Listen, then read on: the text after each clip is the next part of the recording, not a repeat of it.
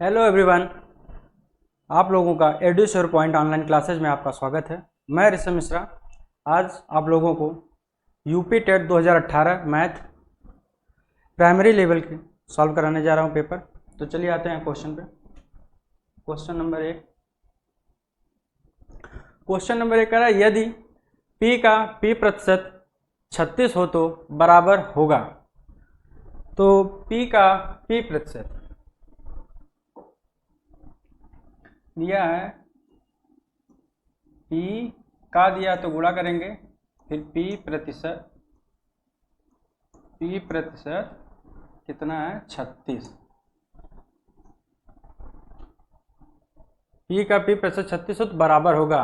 p का मान हमें यहाँ ज्ञात करना है, तो p गुणे p बटा प्रतिशत हटाएंगे 100 लिख देंगे बराबर 36। तो p का p में गुणा कर लेंगे, p स्क्वायर बराबर 100 का 36 का 100 में गुणा हो जाएगा 36। तो p बराबर 60, p बराबर 60। तो ऑप्शन नंबर 4 सही होगा। चलिए आते हैं क्वेश्चन नंबर 2 पे। यदि 2352 बराबर 2 की पावर x गुणे 3 की पावर y गुणे 7 की पावर z, तब x plus y plus z का मान है। तो हमें इसका मान ज्ञात करने के लिए हमें 2, 3, 5, 2 का एलसीएम निकालेंगे ना। 2, 3, 5, 2, ये 2 से जाएगा एक बार, लेकिन 2, 2 सत्ते 14, 2 छक्का 12, 2 से 2 पच्चे 10, 2 अट्ठे 16, 2 अट्ठे 16, फिर 2 से 2 दूना 4, 2 9 18, 2 चौके 8, फिर 2 से 2 इक्कन 2, 2 चौका 8, 2 सत्ते 14। अब 2 से जाएगा नहीं, 3 से जाएगा, 3 चौका 12, 9 27। अब 7 से जाएगा, 7 सत्ते 50 और 7 एकम 7। ये हो गया 2 गुणे 2 गुणे 2, 1 2 3 4 बार है, गुणे 2, फिर गुणे 3 एक बार है, फिर गुणे 7 गुणे 7।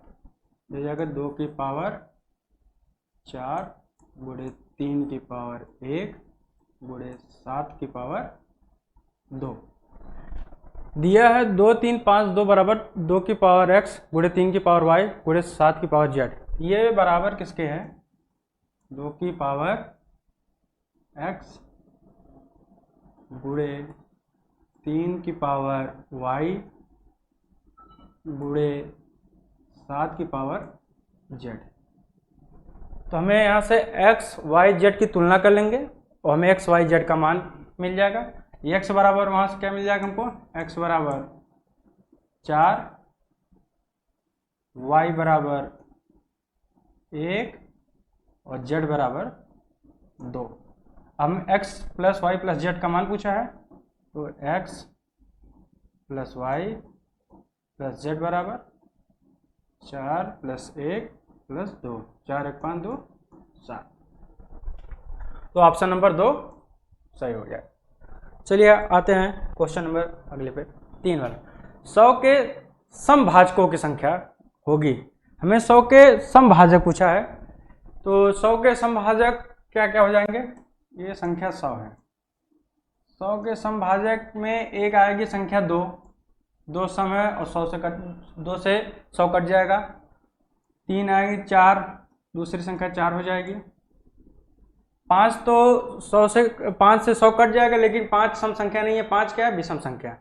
फिर 6, 7, 8, 9, 10, हाँ फिर 10 आ जाएगा। फिर आगे चलते हैं, 11, 12, 13, 14, 15, 16, 17, 18, 19, फिर 20 आ जाएगा। 20 के बाद अब कोई भी संख्या नहीं, 30 भी नहीं कट पाएगी, न 40 से कटेगा, सीधे किससे कटेगा? 50 से। और 50 सम संख्या है। और 50 के बाद अब सीधे संख्या 100 से ही कटेगी।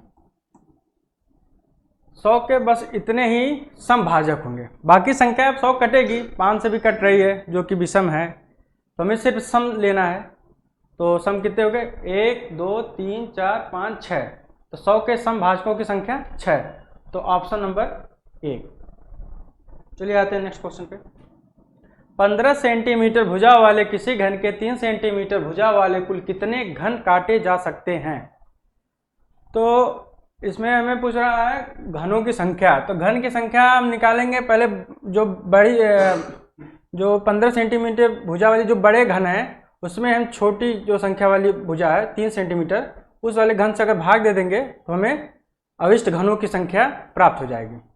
तो अभिष्ट घनों की संख्या क्या होगी, अभिष्ट घनों की संख्या, अभिष्ट घनों की संख्या बराबर जो घन के बड़ी भुजा वाले घन का आयतन बटे छोटी भुजा वाले। तो बड़ी भुजा क्या 15 सेंटीमीटर, तो घन का आयतन था भुजा क्यूब 15 गुणे 15 गुणे 15, ये बड़ी भुजा वाले बटे छोटी भुजा क्या 3 सेंटीमीटर, इसका क्या 3 गुणे 3 गुणे 3, 3 से कटेगा कितना का 5, ये भी कट जाएगा 5 और ये भी कट जाएगा 5, तो कितना आ जाएगा हमें बराबर 5 गुणे 5 गुणे 5 बराबर 5 25 पंजे 125, तो कितने काटे जाएगा 125, तो ऑप्शन नंबर 3। चलिए आते हैं नेक्स्ट क्वेश्चन पे। 3 की घात 1989 में 7 से भाग देने पर शेषफल क्या होगा। ये शेषफल है, इसके लिए एक फार्मूला आता है। शेषफल ज्ञात करने के लिए फार्मूला होता है, जैसे हम मान लीजिए ए एक्स प्लस के की पावर n अपॉन ए बराबर के की पावर n, यही शेषफल होगा, शेषफल यही होगा। हमको इस संख्या को इसी फॉर्मेट में लेके आना है और फिर हमें उसका शेषफल प्राप्त हो जाएगा।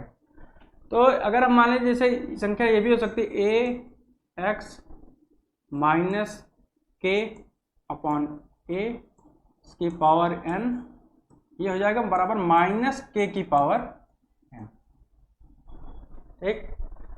या हम लिख सकते हैं ए एक्स प्लस ए की पावर n अपॉन ए बराबर 1 की पावर n, या हम लिख सकते हैं ए एक्स माइनस 1 की पावर n और बटा ए बराबर माइनस 1 की पावर n।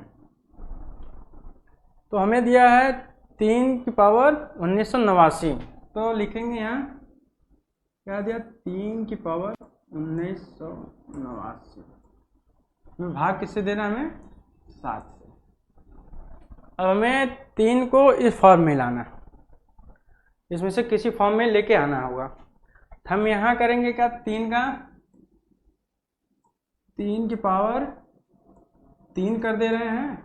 अब ऊपर क्या बच जाएगा 3 छक 18, 3 छक 18, 3 त्रिका 9 बटा 7, ठीक। कुछ नहीं किया है, सिर्फ 3 की पावर 3 कोष्टक में बंद, उसके बाद 663 लिख दिए हैं। अब 3 की पावर 3 हो जाएगा 27 बराबर 27 की पावर 6 3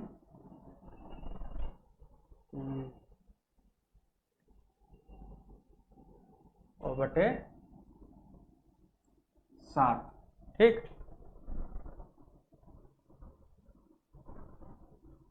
अब हम ए एक्स माइनस 1 की पावर 7 देंगे, 7 को 7 संचोदे 7 तिरके 21, 7 चौक 28, तो हम 27 को ये भी लिख सकते हैं, इसको हम लिख सकते हैं बराबर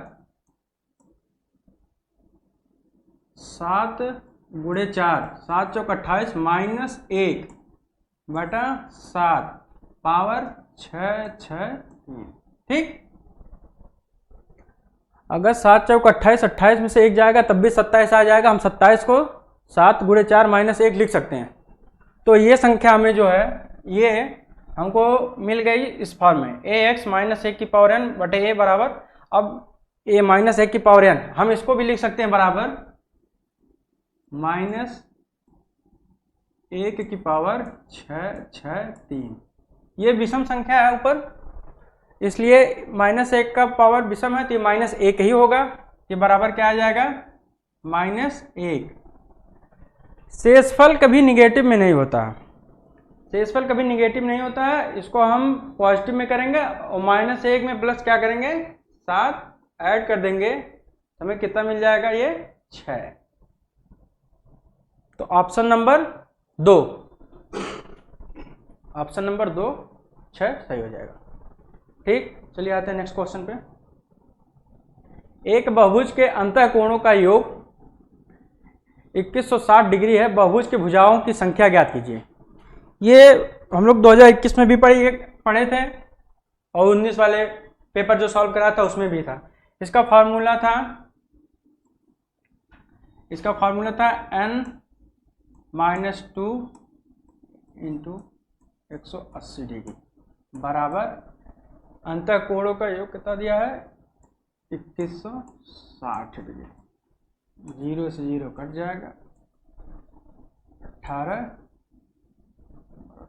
बरहिया 216 हो जाएगा। तो n माइनस 2 बराबर 12, तो n बराबर 12 प्लस 2 बराबर 14। तो बहुभुज के भुजाओं की संख्या कितनी प्राप्त हो गई 14। ऑप्शन कौन सा सही होगा तीसरा। चलिए आते हैं नेक्स्ट क्वेश्चन पे। अगला क्वेश्चन, सबसे छोटी ऋणोत्तर अभाज्य पूर्णांक संख्या पूछा। क्या पूछा, सबसे छोटी भी चाहिए और ऋणोत्तर अभाज्य संख्या। तो सबसे छोटी ऋणोत्तर अभाज्य संख्या 2 होती है। 2 क्या होती है सबसे छोटी ऋणोत्तर अभाज्य संख्या, तो ऑप्शन नंबर 3। चलिए आते हैं नेक्स्ट क्वेश्चन पे। दिया है 1 से 1/2 प्लस 11 से 1/2 प्लस 111 से 1/2 प्लस 1111 से 1/2 बराबर हैं। तो दिया क्या हमको सवाल में दिया है 1 इंटू 1/2 प्लस 1/2।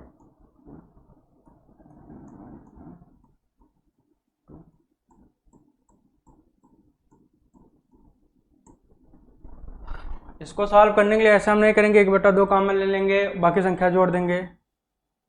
इसको सॉल्व करने की ये होता है जैसे हमें मिल गया वो 1 सही 1/2, ठीक, ये जाता है बराबर 2 के 2 1 3/2 के, या इसको हम लिख सकते हैं 1 प्लस 1/2। यहाँ भी 1 अपान कर लेंगे, लासा ले लेंगे 2 आ जाएगा, एक बार जाएगा, ये एक बार 2 1 2, ये 2 बार जाएगा, 2 2 एक बार जाएगा बराबर 3/2। ठीक, तो हम इसको इस तरह भी लिख सकते हैं, क्या नाम है 1 plus 1/2 plus 11 plus 1/2 plus 1 1 1 plus 1/2 plus 1 1 1 plus 1/2। ठीक, 1/2 1/2 कितना हो जाएगा 1, फिर 1/2 1/2 1, तो कितना हो जाएगा 1/2 4 बार आया है तो ये हो जाएगा 2, लिखेंगे 2, फिर लिखेंगे प्लस कोष्टक में 1 प्लस 1 प्लस 1 प्लस 1 1। ठीक, अब ये 2 तो 2 ही हो जाएगा, इसको हम जोड़ेंगे हो जाएगा 1 2 3 4, 1 2 3 4 है तो 1 2 3 4 हो जाएगा। प्लस 2 करेंगे 1 2 3 6, 1 2 3 6, ऑप्शन नंबर 1। तो ऑप्शन नंबर 1 सही हो जाएगा। चलिए आते हैं नेक्स्ट क्वेश्चन पे। यदि सभी प्राकृतिक संख्याओं a और b के लिए a स्टार b बराबर a² plus b² minus ab है, तो 9 स्टार बी का मान है। ठीक है, दिया क्या हमें, ए स्टार बी बराबर दिया हमको A square plus B square minus A B. हमें पूछा है स्टार 10, ये हो जाएगा 9 का वर्ग प्लस 10 का वर्ग माइनस 9 गुणे 10, 9 9 81 प्लस 10 10 में 100 और माइनस 90, 100 में से 90 जाएगा 10 बचेगा, 81 10 91। तो ऑप्शन नंबर 2 सही हो जाएगा। चलिए आते हैं नेक्स्ट क्वेश्चन पे। क्वेश्चन नंबर 10, यदि x और y शून्येतर वास्तविक संख्या हो तो x square plus Y plus Y square का मान, तो ये हमेशा धनात्मक होगा। x y का शून्य का तो कोई भी संख्या x y का कुछ भी मान ले लें, दिया है हमको, मान लो हम x का मान 2 ले लेते हैं और y का मान ले लेते हैं -3, कुछ भी ले सकते हैं। ऐसे हमने ले लिया x बराबर 2 और y बराबर -3। ठीक, दिया है x square plus X Y plus Y square का मान, तो x स्क्वायर दिया है, x बराबर 2 है तो x स्क्वायर बराबर कितना हो जाएगा 4, फिर प्लस दिया x y कितना हो जाएगा, प्लस है -3 और 2 का गुणा करेंगे कोष्टक में -6, 3 दूना 6। ठीक, फिर दिया क्या प्लस y प्लस -3 का वर्ग करेंगे प्लस 9। ठीक, 4 -6 प्लस 9, -6 में समझो 3 4 3 7, कितना आ गया 7। या हम x बराबर -3 लें चाहे y बराबर +3, कुछ भी संख्या ले लें, अगर दोनों संख्या प्लस में लेंगे तो संख्या पॉजिटिव आएंगे, या दोनों संख्या हम निगेटिव में ही ले लें तब भी हमें ये धनात्मक ही प्राप्त होगा। अगर हम जैसे x बराबर भी -2 और y बराबर भी -2 ले लेते हैं, इसको भी देख लेते हैं एक बार। देखिए x बराबर -2 और y बराबर -3, दिया x स्क्वायर 2 का वर्ग करेंगे 2 दूना 4 और -3 -2 का गुणा हो जाएगा -6, माइनस माइनस प्लस हो जाएगा +6 और -3 का स्क्वायर आएगा 3 त्रिका 9, ये भी प्लस हो जाएगा। तब भी हमको संख्या है 6 4 10 9 19, तब भी हमको संख्या क्या पॉजिटिव ही प्राप्त हुई, धनात्मक संख्या ही प्राप्त हुई। तो x और y का मान कुछ भी आप ले सकते हैं, चाहे x बराबर ऋण ले लें और y बराबर धन कोई संख्या ले लें, चाहे x बराबर कोई धन संख्या ले लें, y बराबर कोई ऋण संख्या लेंगे, इनका जो मान इसमें रखेंगे वो हमेशा क्या आएगा धनात्मक, इसलिए ऑप्शन नंबर 3 सही होगा। तो 10 में ऑप्शन नंबर 3। चलिए आते हैं नेक्स्ट क्वेश्चन पे।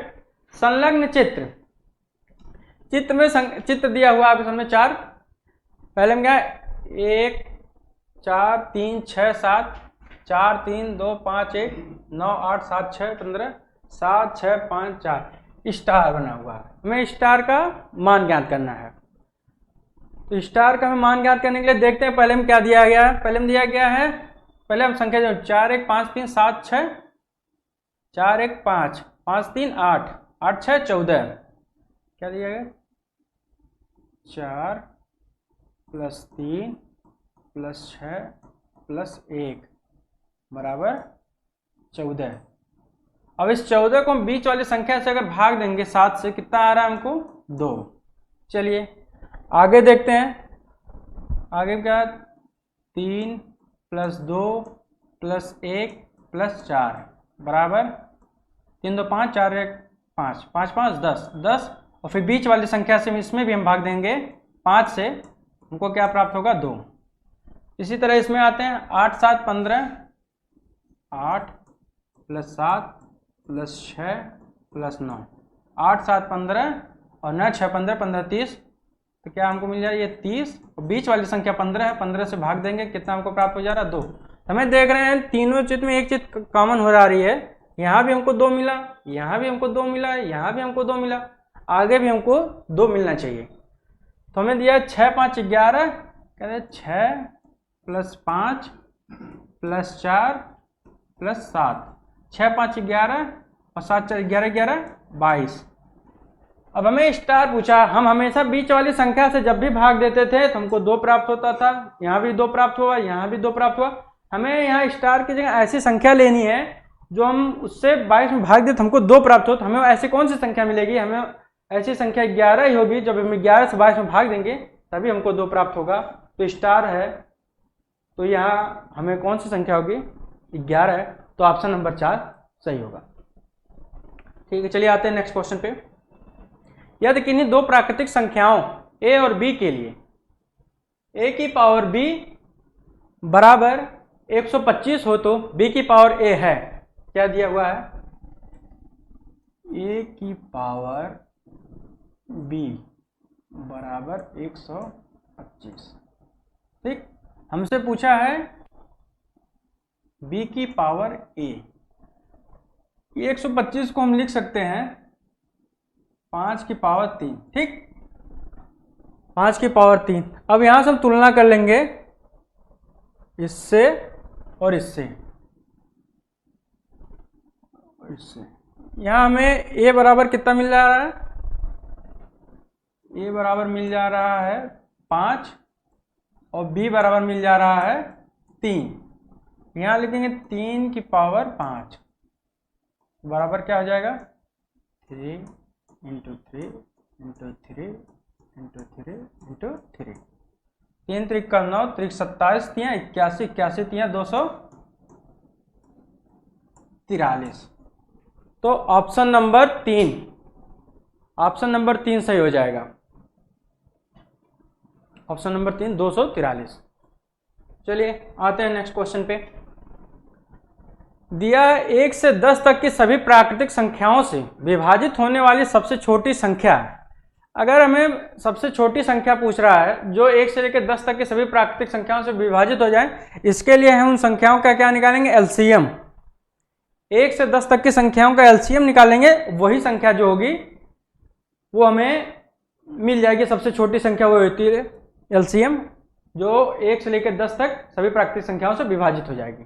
तो 1 से 10 तक की संख्या 1 2 3 4 5 6 7 8 9 10। ठीक, 1 का तो कोई मतलब नहीं है, 1 हटा देंगे। बच्चा कितना? 2 3 4 5 6 7 8 9 10।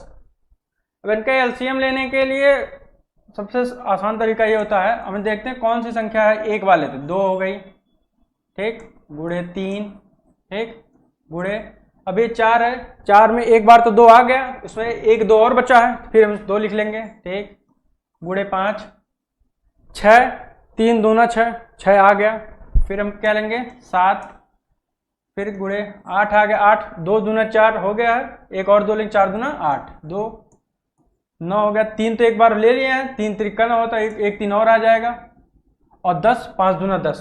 तो एलसीएम इसका यही आ जाएगा। इसको हम क्रम से लिख लेंगे, 2 गुणा 2 गुणा 2, फिर गुणे 3 गुणे 3 गुणे 5 गुणे 7। इसका एलसीएम यही आ जाएगा। सबसे आसान तरीका होता है, इसमें हम देखते हैं कौन संख्या एक बार ली जा रही है और उसको फिर लिखते जाते हैं। देखते हैं जैसे 2 ले लिया, फिर 3 ले लिया, फिर 4, 4 में 1 2 तो एक बार ले लिया, 1 2 बचा हुआ है, फिर 5 में कोई ऐसी संख्या नहीं जो पहले लिया था, 5 को सीधे लिख लेंगे, 6 3 और 2 में 6 आ गया, 3 दूना 6 होता ही है, 7 लिख लेंगे, फिर 8 बचेगा, 4 दूना 8 होता है, 2 दूना 4 हो गए, 4 दूना 8, 2 और लिख लेंगे, और 9 3 1 है ही, 3 3 का 9 और 10 5 दूना 10। ठीक, अब इसका हम लोग गुणा कर लेंगे, गुणा कर लेंगे, क्या आ जाएगा 2 दूना 4 दूना 8, 3 3 का 9 और 7 बचे 35, इन 9 8 72 गुणे 35, 72 गुणे 35, तो 100 आएगा भी नहीं। 7 3 21 संख्या हमें ये 21 100 से बड़ी ही रहेगी, तो ऑप्शन देख लेते हैं। सॉल्व करने से पहले ऑप्शन देख लें। 7 3 21 100 से बड़ी चीज 100 तो होगी नहीं, ना ही 1000 होगी, और 7 3 21 5000 तो जाएगी नहीं, तो बचेगा क्या 2520। ऑप्शन देख सॉल्व करने की पूरी जरूरत ही नहीं है। हम लोग ऑप्शन देख के ही लगा देंगे, सॉल्व करने में टाइम क्यों बर्बाद करेंगे। क्योंकि 72 अब गुणा भी करना तो आप कर भी सकते हैं, 72 गुणे 35 करेंगे तब भी वही आएगा। 5 दूना 10, 7 पचे 35, 36, 3 दूना 6 और 7 त्रिक 21, 0 6 3 6 6 12 को 2 हासिल 1 3 4 5 2 क्या गया 2 5 2 0। ठीक, वही गुणा करने होगा। ऑप्शन देख लेते हैं, सॉल्व करने की जरूरत नहीं पड़ेगी, इतना समय कहाँ रहता है उसमें। चलिए आते हैं नेक्स्ट क्वेश्चन पे।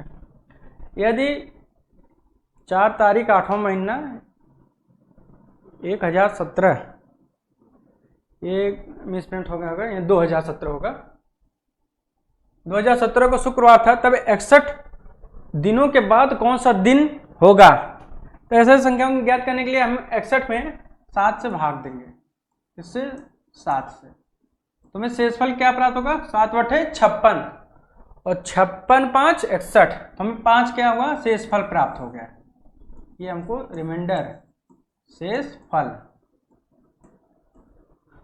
और दिया है शुक्रवार, शुक्रवार में 5 दिन जोड़ देंगे, शुक्रवार में 5 दिन जोड़ देंगे क्या हो जाएगा शनिवार रविवार सोमवार मंगलवार बुधवार, बुधवार हो जाएगा, क्या हो जाएगा बुधवार। ठीक, अब क्या कह रहा है कि 61वां दिन तो बुधवार होगा, 61 दिनों के बाद, क्या कह रहा है बाद, तो बुधवार के बाद क्या आएगा बृहस्पतिवार, तो ऑप्शन नंबर 3 सही हो जाएगा बृहस्पतिवार। ठीक, आते हैं क्वेश्चन नंबर 15 पे।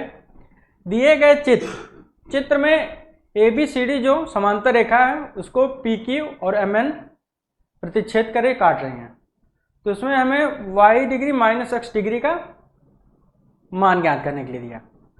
तो हम लोग पहले पढ़े हैं, देखिए ये दो समांतर रेखा को तिर्यक रेखा काटती है, तो प्रमेय है इसके जो संगत कोण होंगे वो बराबर हो जाएंगे। जैसे y डिग्री ये है तो ये भी ये संगत कोण हो जाएगा, ये भी y डिग्री हो जाएगा। ठीक, और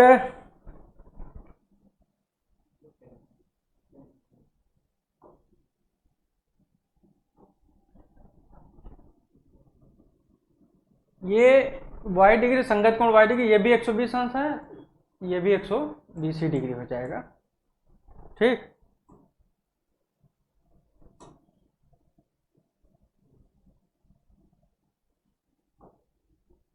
ये भी क्या हो जाएगा 120 डिग्री हो जाएगा। ठीक, ये हो जाएगा हमारा y डिग्री, संगत कोण यही हो जाएगा। ठीक, तो किसी सरल रेखा पे कितने डिग्री का कोण बनता है 180 डिग्री का, तो कितना हमारा हो गया 110 डिग्री और प्लस y डिग्री बराबर कितना हो गया 180 डिग्री। ठीक, तो y डिग्री बराबर हमको क्या मिल गया 70। ठीक, इसी तरह इसमें देखते हैं 120 और 80, 120 और x डिग्री है, 120 प्लस x बराबर 180 के, तो x बराबर 60। हमको दिया है x माइनस वाई, तो क्या y माइनस x, तो y कितना है y का मान 70 और x मान 60, 70 में से 60 जाएगा कितना आ जाएगा 10, तो ऑप्शन नंबर 1 10 डिग्री। चलिए आते हैं नेक्स्ट क्वेश्चन पे। यदि किसी दुकानदार को एक वस्तु को 390 रुपए में बेचने पर 20% का लाभ होता है, तो वस्तु का क्रय मूल्य ज्ञात कीजिए, वस्तु का क्रय मूल्य ज्ञात कीजिए। क्या दे रहा है, किसी दुकानदार को एक वस्तु को 390 रुपए में बेचने पर 20% का लाभ हो रहा है, ये 20% का लाभ हो रहा है, तो हमें 120% का मान कितना दिया हुआ है 390 रुपया, क्योंकि CP हमेशा 100% पे होती है और ये SP है, ये दे रहा है कि बेचने पर 20% का लाभ हो जा रहा है, तो 120% बराबर 390, तो फिर 1% बराबर क्या हो जाएगा 390 बटे 120। हमें क्या पूछ रहा है क्रय मूल्य, CP हमेशा 100% पे होती है, तो 100% बराबर 390/120 गुणे 100 है। 0 से 0 कैंसिल, 12 से काटेंगे, बाजू बाती आए 36, 3 शून्य, 12 दूना 24, एक ये 0 60, 12 पच्चे 60, तो कितना प्राप्त हो गया 325। तो हमें वस्तु का क्रय मूल्य कितना हो गया 325 रुपया। Option number 4। चलिए आते हैं नेक्स्ट क्वेश्चन पे। यदि किसी कस्बे की जनसंख्या 60,000 से बढ़कर 65,000 हो जाती है तो जनसंख्या में वृद्धि प्रतिशत क्या कह रहा है, जनसंख्या 60,000, रेशियो लगा देते हैं, जनसंख्या कितनी हो गई 60,000 से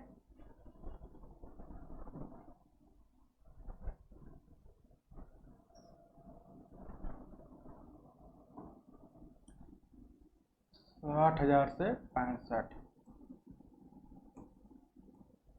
ठीक, 3 0 से 3 0 कट गया, ये हमें रेशियो मिल गया 60 रेशियो 65, 13 पच्चे 65, 12 पच्चे 60, ठीक है, 12 रेशियो 13, 5 से काट देंगे, दोनों संख्या को 5 से काटेंगे तो 12 पच्चे 60 और 13 पच्चे 65, ठीक, ये रेशियो में मिल गया 12 रेशियो 13 दे रहा है। जनसंख्या अगर मान लीजिए पहले 12 यूनिट थी, अब कितनी होगी 13, कितनी बढ़ गई 1, कितने पे बढ़ी, क्या पूछ रहा है प्रतिशत पूछ रहा, कितने बढ़ी 12 थे और गुणे 100, 4 तिहाई 12 और 4 दूना 8, 4 पच्चे 20 बराबर 25/3, 25/3, इसको लिख सकते हैं हम 8 सही 1/3, 8 सही 1/3, ऑप्शन नंबर 2, 8 सही 1/3, ठीक।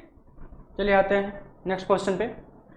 40 व्यक्ति 30 दिनों में 200 किलोग्राम चावल खाते हैं, कितने दिनों में 30 व्यक्ति 50 किलोग्राम चावल खाएंगे। इसके लिए फार्मूला होता है M1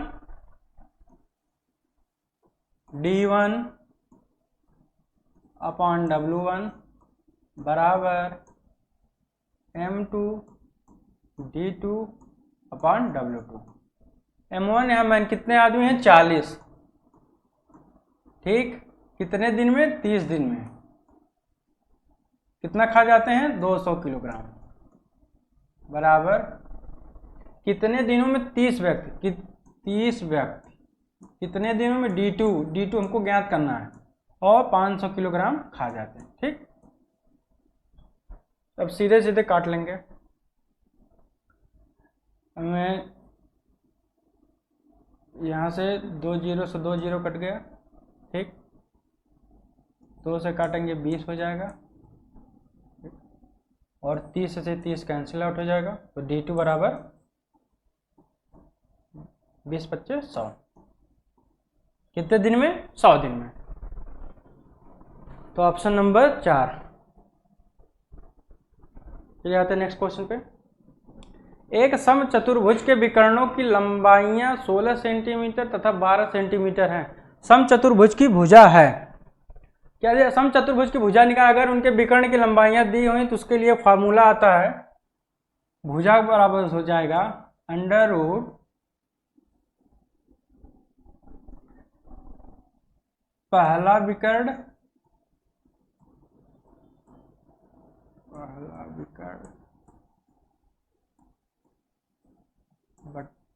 बट्टे 2 का होल स्क्वायर प्लस दूसरा विकर्ण बट्टे 2 का होल स्क्वायर, यही हो जाएगा, ठीक। तो पहला विकर्ण क्या दिया हमें 16 सेंटीमीटर, दूसरा 12 है, अंडर रूट 16/2 का होल स्क्वायर प्लस दूसरा कितना दिया 12/2 का होल स्क्वायर, ठीक, बराबर दो से 16 काटेंगे 8 हो जाएगा, अंडर रूट 8 का वर्ग और प्लस 6 का वर्ग, 12 को 2 से काटेंगे 6 आ जाएगा। ठीक, बराबर अंडर रूट 8 64 और 6 का 36, 64 36 100, अंडर रूट 100, अंडर रूट में 100 है तो बाहर कितना जाएगा 10, तो कितना आएगा 10 सेंटीमीटर। Option number 4। चलिए आते क्वेश्चन नंबर आगे। नेक्स्ट दिया हुआ है संलग्न चित्र में रेखा पी ए क्यू, रेखा पी ए क्यू वृत्त को बिंदु ए पर स्पर्श करती है, बिंदु ए है, बिंदु ए पर स्पर्श करती है तथा चक्रीय चतुर्भुज होगा ए बी सी डी, ये चक्रीय चतुर्भुज है। तो कोण सी ए क्यू मतलब हमको ये कोण सी ए क्यू कितना दिया हुआ है 70 डिग्री। ठीक, तो हमको क्या पूछ रहा है कोण ए बी सी, इसका वैल्यू हमसे पूछ रहा है। कोण ए बी सी, कोण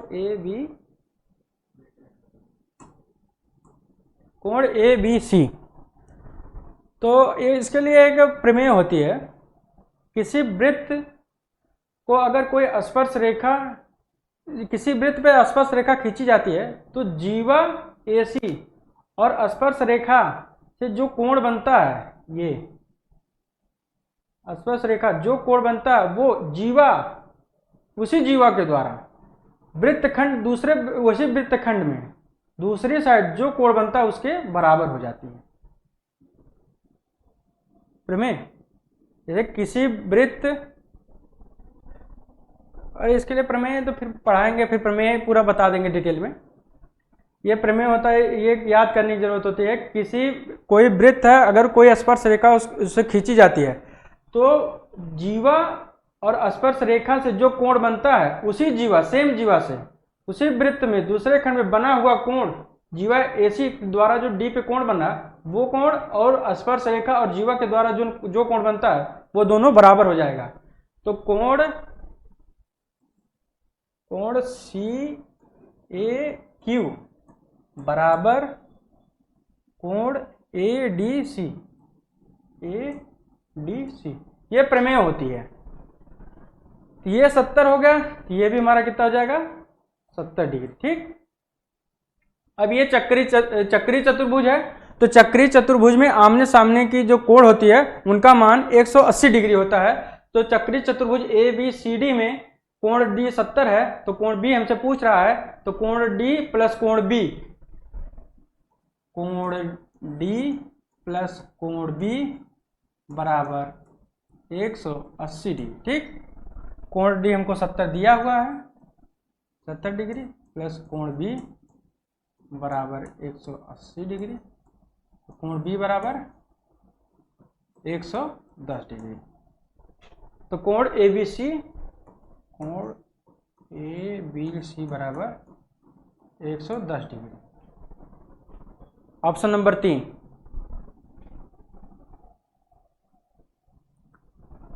चलिए आते हैं नेक्स्ट क्वेश्चन पे। यदि 8 पेन का क्रय मूल्य 6 पेन के विक्रय मूल्य के बराबर है तो लाभ प्रतिशत ज्ञात कीजिए। क्या दिया हुआ है, यदि 8 पेन का क्रय मूल्य 8 पेन का क्रय मूल्य बराबर 6 पेन के विक्रय मूल्य के, विक्रय मूल्य 6 पेन के विक्रय मूल्य के बराबर है।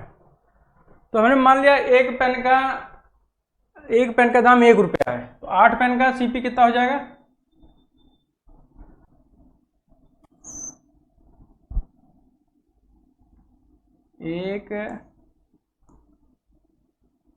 एक पेन का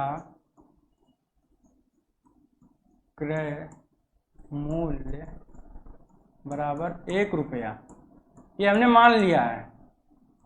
माना एक पेन का क्रय मूल्य 1 रुपया है, तो 8 पेन का क्रय मूल्य को हम सीपी से भी डिनोट करते हैं। तो 8 पेन का सीपी 8 रुपया, ठीक। और 6 पेन का सीपी कितना हो जाएगा? 6 पेन का सीपी 6 रुपया। लेकिन दिया गया 6 पेन का एसपी, 6 पेन का एसपी, 6 पेन का विक्रय मूल्य ये 8 पेन के क्रय मूल्य के बराबर है। तो 8 पेन का क्रय मूल्य 8 रुपया हो गया, तो 6 पेन का एसपी कितना हो जाएगा? 8 रुपया। हमें क्या पूछा? लाभ प्रतिशत। अगर 6 पेन का एसपी 8 रुपया है, क्रय मूल्य 6 रुपया है, बटे 6 गुणे 100, ये प्रतिशत लाभ होता है। सीपी माइनस एसपी, ये हो जाएगा प्रतिशत लाभ। प्रतिशत लाभ बराबर हो जाएगा एसपी माइनस सीपी बटा सीपी गुणे 100, ठीक। एसपी 6 पेन का एसपी 8 रुपया है, और 6 पेन का जो सीपी है 6 रुपया है, और बटे सीपी 6 रुपया हो गया। 8 में से 6 जाएगा, कितना हो जाएगा? 2 बटा 6 गुणे 100 बराबर 100 बटा 3। इसको 100 बटा 3 को हम लिख सकते हैं 33 सही 1 बटा 3 प्रतिशत, ठीक। ऑप्शन नंबर 3 सही, 33 सही 1 बटा 3 प्रतिशत। चलिए आते हैं नेक्स्ट क्वेश्चन पे। निम्न में से कौन सी परिमेय संख्या 3/5 और 4/5 के मध्य नहीं आती है? 3/5, 3/5, इसको हम कितना हो जाएगा? 0.6, 6×5 30, और क्या दिया हुआ? 4/5, 0.8, ठीक। 10 लगाएं, 0 बनेंगे 5/40। तो जो संख्या होगी 0.6 और 0.8 के मध्य नहीं आती है, कौन सी संख्या? इसमें से, ऑप्शन में से। अगर हम 30 से 19 में भाग देंगे कितना आएगा? अगर हम दशमलव लगा लेंगे, दशमलव 0 बढ़ा लेंगे, और 3 छक 18, 6 बार, ये 0.6 0.8 के बीच में आ जा रहा है, ये तो सही है। दिया क्या? इसके मध्य में कौन सी संख्या नहीं है? 2/3 देखते हैं। 2/3 अगर पॉइंट लगा लेंगे 20 हो जाएगा, 20, और 3 छक 18, ये भी आ जाएगा। इसमें देखते हैं 0.7 आ जाएगा, ये भी आएगा। दशमलव लगाएंगे, 0 बढ़ा लिया, 10 7। इसको देखते हैं, पॉइंट लगा लिया, 0 बढ़ा लिया, 3 बच्चे, ये क्या आ जाए? 0.5, 0.6 और 0.8 के बीच में है ही नहीं। दिया गया निम्न में कौन सी परिमेय संख्या 3/5 और 4/5 के मध्य में नहीं आती है? तो पहले वाले ने हमने भाग देके देखा कि 0.6 आया, ये भी 0.6 0.8 के बीच में। दूसरे में भी 0.6 आ रहा था, ये भी 0.6 0.8 के बीच में है। तीसरे में 0.7 आ रहा था, ये भी 0.6 0.8 के बीच में। चौथे वाले में 0.5 आ रहा है, 0.5 कुछ भी होगा, वो 0.6 और 0.8 के बीच में नहीं है, 0.6 से कम है। इसलिए यही संख्या होगी जो 3/5 और 4/5 के मध्य नहीं आएगी। तो ऑप्शन नंबर 4 सही है। चलिए आते हैं नेक्स्ट क्वेश्चन पे। दिया है यदि 3 पेन, 2 पेंसिल और 4 रबड़ का मूल्य ₹92 है तथा 8 पेंसिल और 16 रबड़ का मूल्य ₹68 है, तो 24 पेन का मूल्य ज्ञात कीजिए। क्या दिया हुआ है? 8 पेंसिल को P लिख देते हैं, और प्लस 16 रबड़ को E से डिनोट कर देते हैं, ठीक, बराबर 68 रुपये, ठीक। यह क्या? 3 पेन, P से पेन को पूरा लिख दे रहे हैं, और जहाँ P रहेगा वो पेंसिल को डिनोट, और प्लस 2 पेन और प्लस 4 रबड़ को 92 रुपये। तो पूछ क्या रहा है हमसे? 24 पेन का पूछ रहा है। तो ठीक है, 8 पेंसिल और 16 रबड़ का दाम कितना? 68 रुपया। 8 पेंसिल प्लस 16 रबड़ का दाम कितना? 68 रुपये, ठीक। अब अगर हम 4 से इसको काट दें, दोनों पक्षों में 4 से अगर भाग दे देंगे तो कितना आ जाएगा? 2P प्लस 4 चौका 16, 4 ही बराबर 4 से 4 एकम 4 और 2 28 7 चौक 28 17। ठीक, 2 पेन और 4 रबड़ का दाम कितना आ गया? 17 रुपया। तो हमसे क्या पूछा? 24 पेन का दाम पूछ रहा। हमें ये जो 17 है इसको मिला के यहाँ रख देंगे। 2 पेन और 4 रबड़ के 2 पेन और 4 रबड़ का दाम हमें 70 रुपये मिल गया है। हमें 3 पेन प्लस 2 पेन और 4 रबड़ का दाम कितना? 17 रुपया। 17 बराबर 92। ठीक, तो 3 पेन बराबर कितना हो जाएगा? 92 माइनस 17 कितना हो जाएगा? 12 में से 7 जाएगा 5, 8 में से 75। तो हमें 3 पेन का दाम कितना मिल गया? 75 रुपया। हमें कितना पूछ रहा है? 8 पेन का 24 पेन का 24 पेन का दाम पूछ रहा है। तो इसमें हम 8 से गुणा कर देंगे। ठीक, गुणे 8 के 8 त्रिक ये कितना हो जाएगा? 24 पेन हो जाएगा। और इसमें भी हम 8 से गुणा कर देंगे तो हमें कितना प्राप्त होगा? 8 पंजे 40 और 8 सत्ते 56, 50 60 600। ठीक, ऑप्शन नंबर 4। चलिए आते हैं नेक्स्ट क्वेश्चन पे। हम एक त्रिभुज की रचना नहीं कर सकते यदि हमें दिया गया है 2 कोण और 1 भुजा। इससे तो त्रिभुज हमें ज्ञात हो सकती है। केवल 3 भुजा भी प्राप्त होगी तभी त्रिभुज बन जाएगा। केवल 3 कोण से नहीं, क्योंकि कोण जो दिया रहेगा उसका मान नहीं पता रहेगा कौन सा कोण कहाँ पे है। तो हम 3 कोण सिर्फ देने से हम भुजा का निर्माण नहीं कर सकते हैं। तो हमें ऑप्शन नंबर 3 ही सही होगा, जो हमें सही है। चलिए आते हैं नेक्स्ट क्वेश्चन पे। यदि किसी आयताकार भूखंड की लंबाई और चौड़ाई में क्रमशः 50% तथा 20% की वृद्धि कर दी जाए तो इसके क्षेत्रफल कितना गुना बढ़ जाएगा? क्या दिया गया है? लंबाई में 50%। तो हम 50% बराबर क्या लिख देंगे? 1/2। ठीक, और 20% बराबर क्या होता है?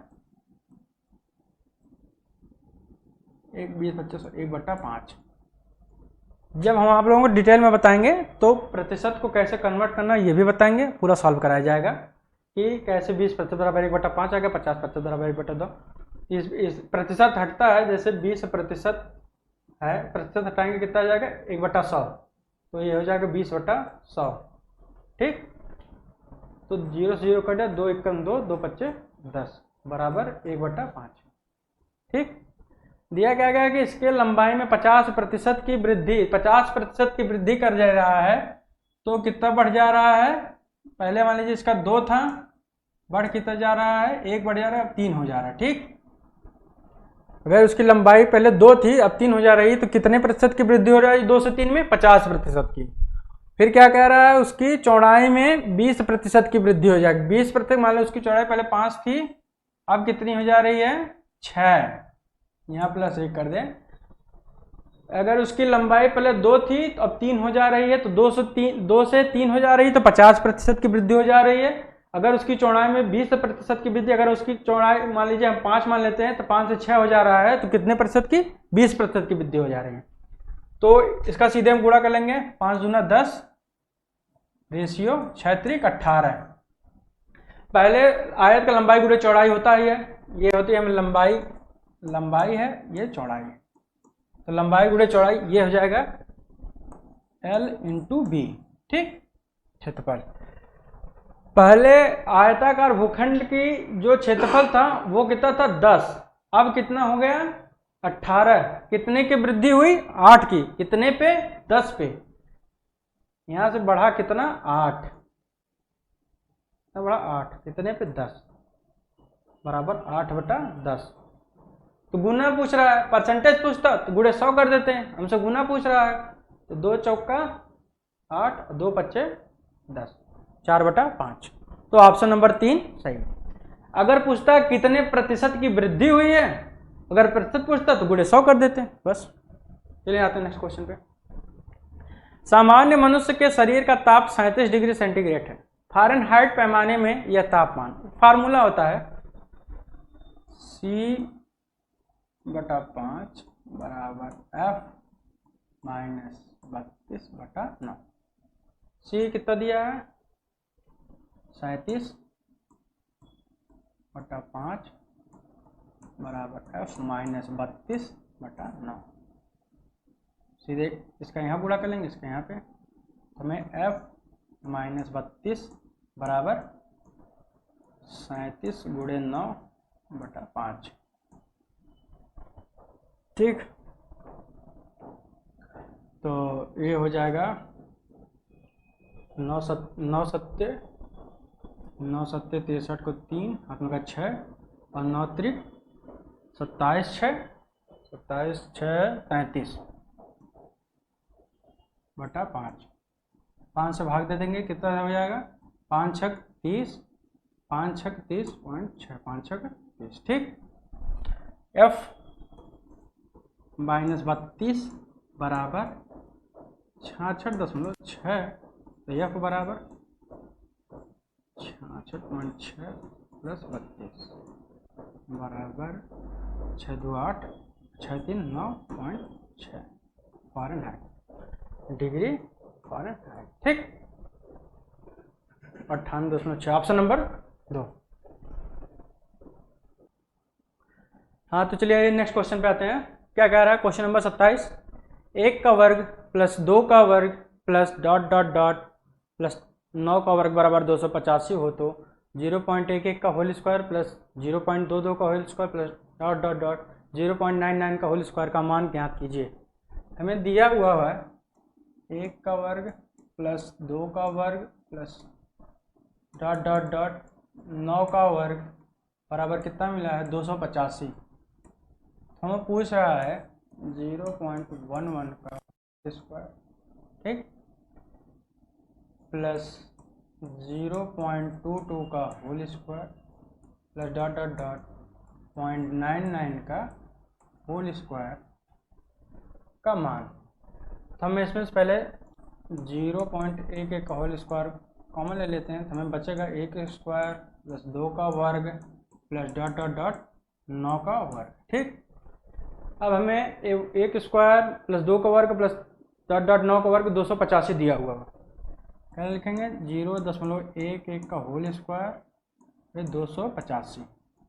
ठीक, अब इसका इसमें गुणा करेंगे, 11 ग्रह होता है कितना, 121। तो 2 बार गुणा हुआ, 4 अंक पे दशमलव लगा लेंगे, यहाँ 0 बढ़ा लेंगे। ठीक, 0.0121 से 285 में हम गुणा कर देंगे, तो 285 में गुणे 0.121, ठीक, दशमलव 285 हो जाएगा। 5 दूना 10 और 8 दूना 16 17 8 में 1 2 4 5, फिर ये 85 हो जाएगा 2 0 0 0। ठीक, 5 8 और 5 8 7 5 12 13 14 4 हाथ लगा 1 8 5 13 13 1 14 2 1 3, तो 0 इसका मतलब है 1 2 3 4 अंक पे दशमलव लगाएंगे, 1 2 3 4 3.4485, ऑप्शन नंबर 3। ठीक, चलिए आते हैं नेक्स्ट क्वेश्चन पे। एक राशि साधारण ब्याज पर 10 वर्षों में 2 गुना हो जाती है, तो कितने वर्ष में यह राशि उस ब्याज दर से 3 गुनी हो जाएगी। तो फार्मूला है T1/T2 बराबर N1 - 1/N2 - 1। ठीक, यहाँ जो T1 है ये वर्ष को डिनोट करता है और N2 गुना, कितनी गुना हुई।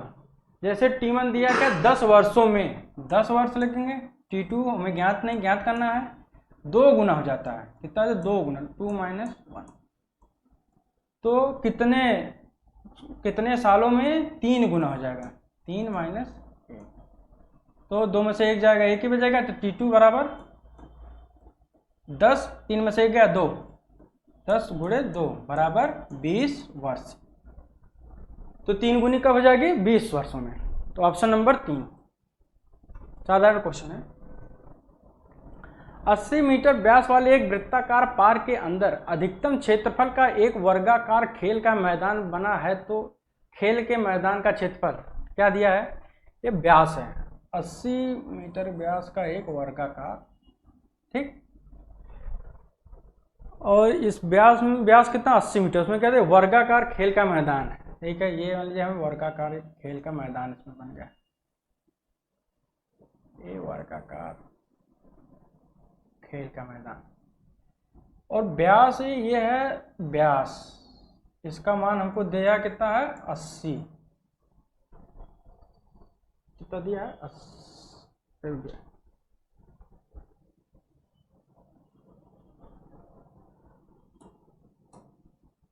हम दिया है, इसका मान हमको दिया है, ये वृत्ताकार पारक का क्या व्यास है, ये व्यास भी है और ये जिसका भी है, तो हमें इसका जो वैल्यू है मान है कितना दिया हुआ है 80 मीटर, ठीक।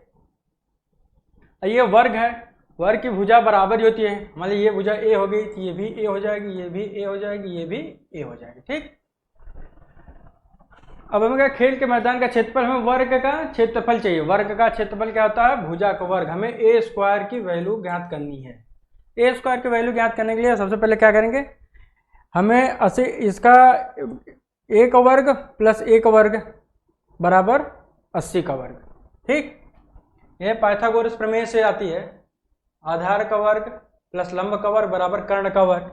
ये वर्ग है, इसकी चारों यहाँ 90 डिग्री का होगा, ये भी 90 डिग्री, सब कोण 90 डिग्री के होते हैं वर्ग में। तो हमें ए का वर्ग प्लस फिर ए का, ये भी इसकी एक भुजा ए ही है, इसको हम ए ही लेंगे, ए का वर्ग बराबर 80 का वर्ग, ठीक। तो ए स्क्वायर प्लस ए स्क्वायर कितना हो जाएगा 2a स्क्वायर बराबर 80 का वर्ग 8 6400, तो ए स्क्वायर बराबर 3200।